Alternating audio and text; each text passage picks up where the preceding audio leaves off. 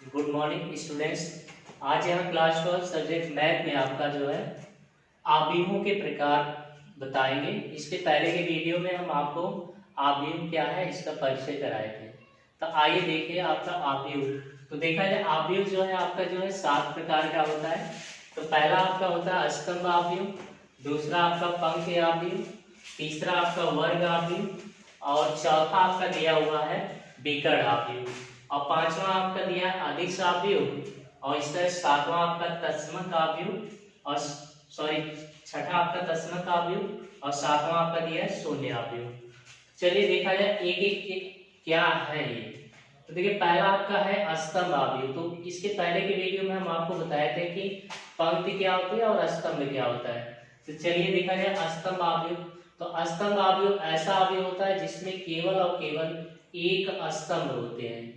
तो चलिए देखा जाए आपका एग्जाम्पल के तौर पे देख लें, जैसे 1 2 3। तो अगर ये देखा जाए तो यह आपका एक स्तंभ आव्यूह है क्योंकि इसमें केवल और केवल आपका एक स्तंभ है।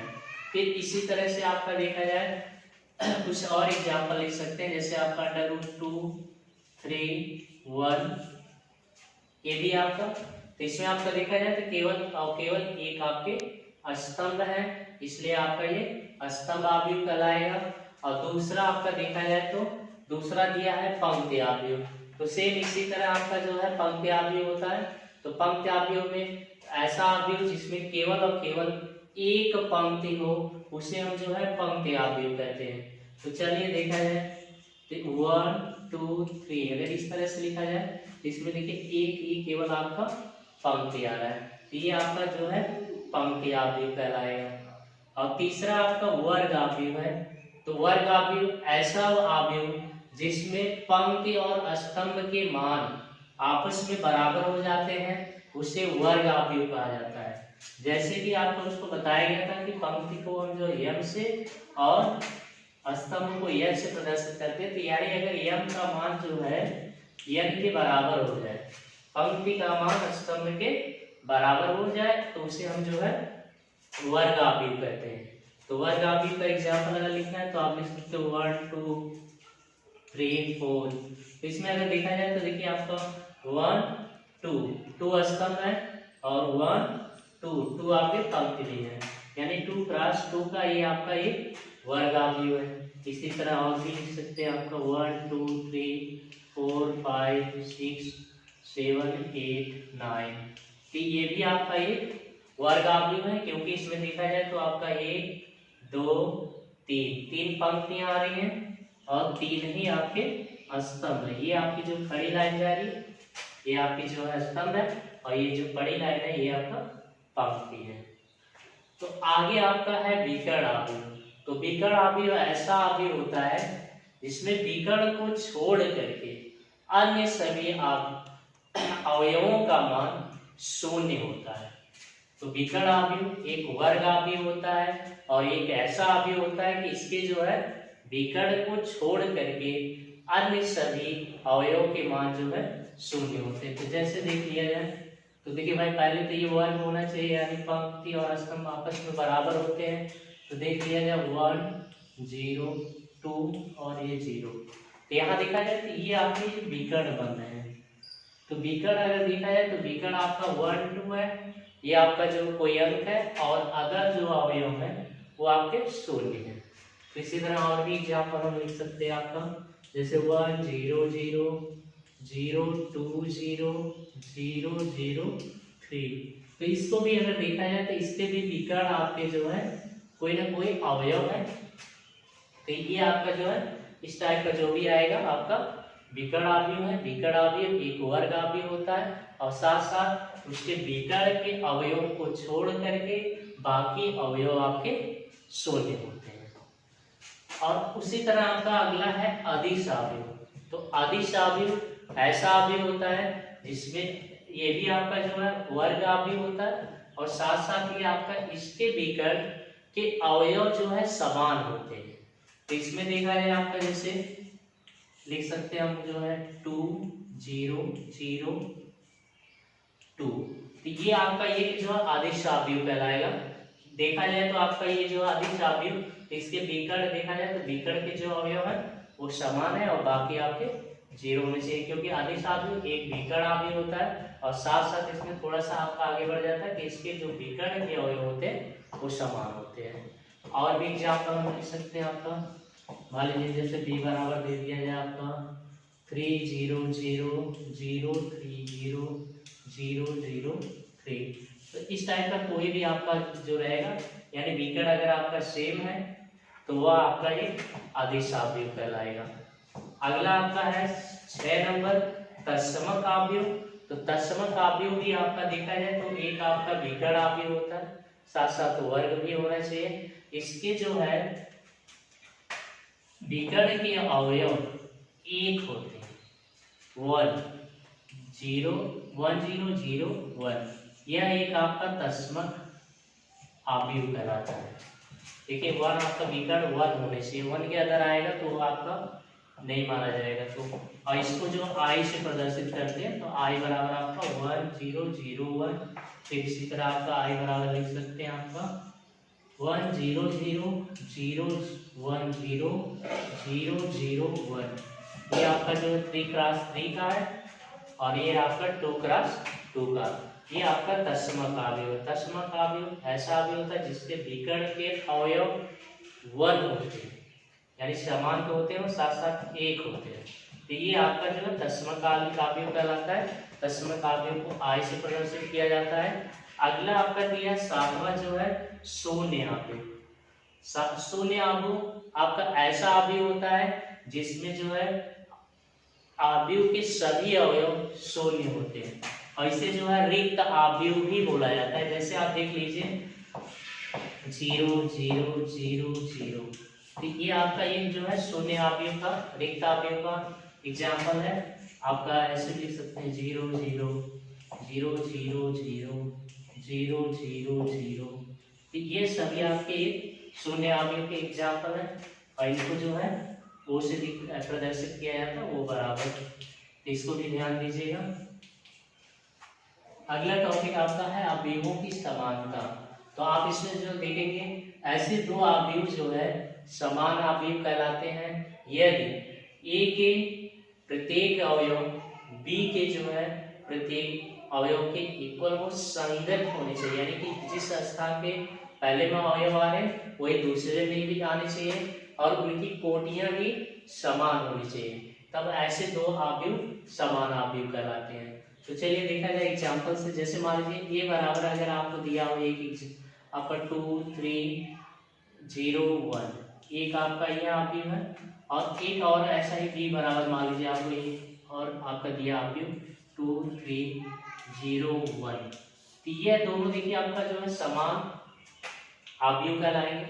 ये जो है b के आपका समान कहलाएगा, क्योंकि देखा जाए तो देखिए a आपका पहले स्थान पर आया तो यहाँ पर भी आपका जो है 2 आपका यहाँ आया तो 2 यहाँ भी आया है, 3 3 0 0 1 1, तो पहले इसकी कोट भी देख लिया जाए तो यह आपका 2x2 का है और ये भी आपका 2x2 का है, और साथ साथ इसके संगत अवयव भी आपके आपस में बराबर आ रहे हैं, क्योंकि देखा जाए संगत मतलब 7 का, ये पहला अवयव 2 है तो यहाँ भी पहला अवयव आपका 2 है, दूसरा अवयव 3 तो दूसरा अवयव यहाँ भी 3 है, तो ये आपका 0 0 1 1, यानी कि ऐसे दो अवयव समान अवयव कहलाएंगे यदि ए के प्रत्येक अवयव बी में हो और संगत होने से और साथ साथ उनकी कोट भी बराबर होने चाहिए, तो ये दोनों आपके जो अवयव समान अवयव कहलाएंगे।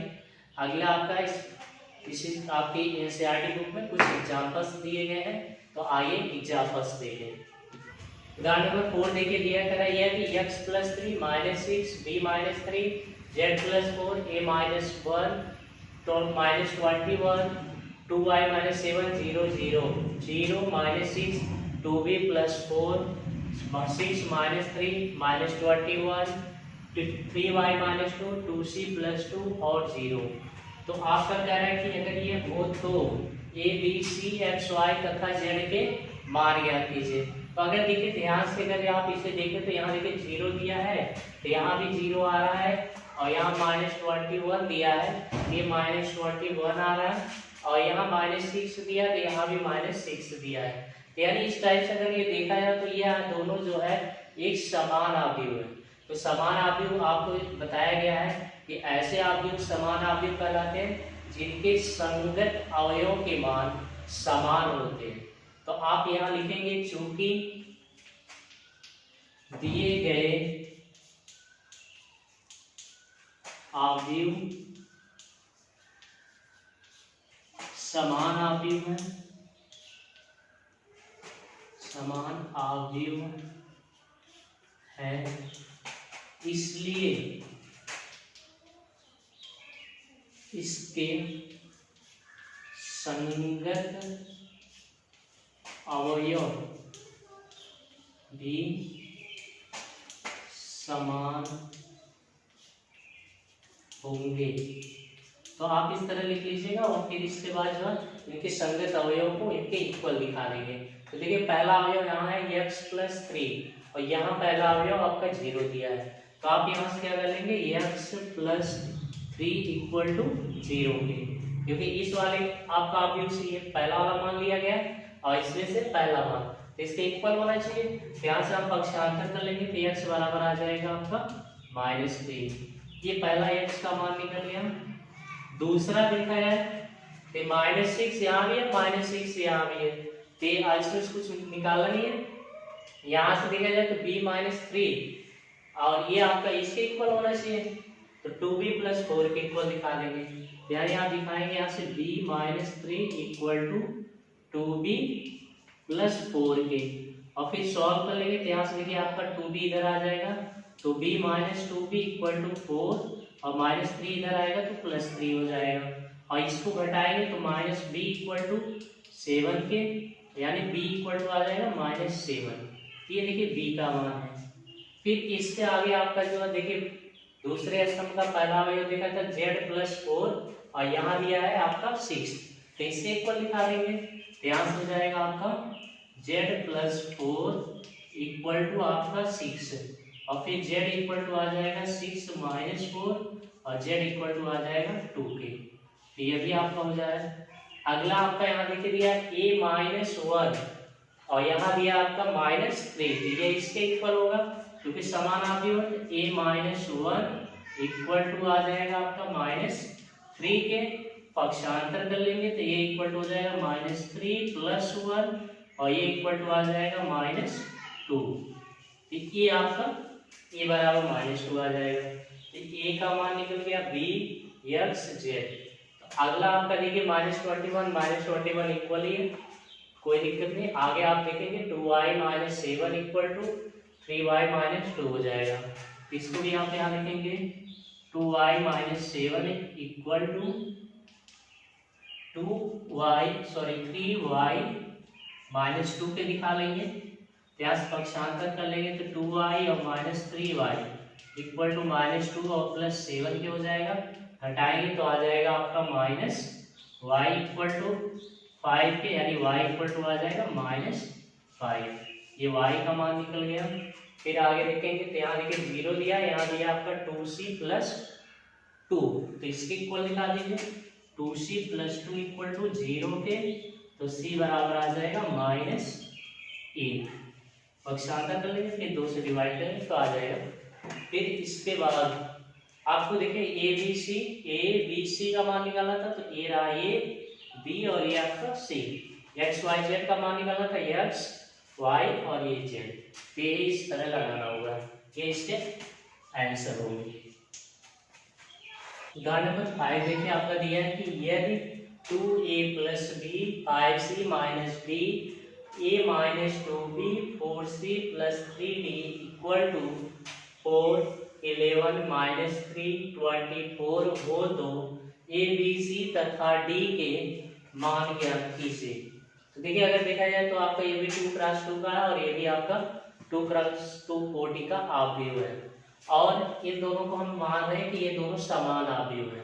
तो समान आव्यूह की परिभाषा से आप देखे ही थे कि अगर ये दोनों समान आव्यूह हैं तो इनके संगत अवयव भी समान होने चाहिए।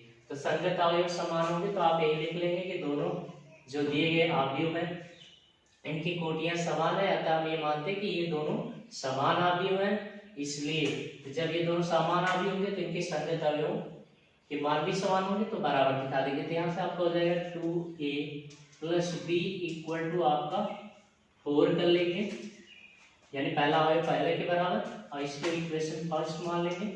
फिर दूसरा आपका देखिए यहाँ दिया a minus 2b equal to -3 हो जाएगा। यहाँ कर लेंगे a minus 2b equal to आपका हो जाएगा -3। इक्वेशन आपका ये सेकंड बन जाएगा। फिर यहाँ से कर लेंगे 5c माइनस d, तो 5c minus D equal to आपका 11 के, इसको हम इक्वेशन थर्ड मान रहे हैं और ये आपका इसके इक्वल दिखाएंगे तो 4c plus 3d equal to हो जाएगा 24 और ये इक्वेशन आपका हो जाएगा 4। अब देखिए इन्हीं को आपको सॉल्व करके a और b के मान बताने हैं। तो अगर देखा जाए कि हम समीकरण 1 में ये 2 से गुणा कर दे तो 2b और -2b आपस में कैंसिल हो जाएगा। तो आप लिखेंगे समीकरण 1 में 2 से गुणा करने पर, तो आप गुणा कर लेंगे तो देखिए आपका हो जाएगा 2 दूना 4a प्लस 2b और 2 चौक 8 हो जाएगा। और फिर इसके बाद देखिए समीकरण आपका 3, तो a माइनस 2b और इक्वल टू -3। अब ये दोनों को हम जोड़ ले रहे हैं तो जोड़ेंगे तो देखिए आपका 4a और ये 5a हो जाएगा और ये आपस में कैंसिल हो जाएंगे और इक्वल टू 5a।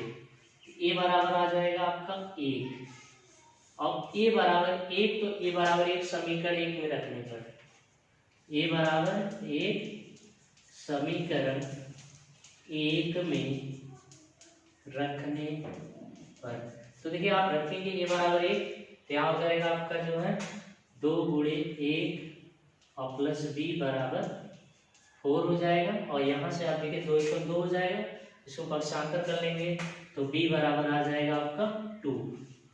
और फिर इसके आगे आप यहाँ सॉल्व कर लेंगे, a और b के मान निकल गए। इसी तरह आप इसको भी सॉल्व कर लेंगे। तो अगर हम समीकरण 3 में 3 से मल्टीप्लाई कर दें तो ये इसके इक्वल हो जाएगा और फिर घटा सकते हैं, सॉरी जोड़ सकते हैं। तो आप यहाँ लिखेंगे समीकरण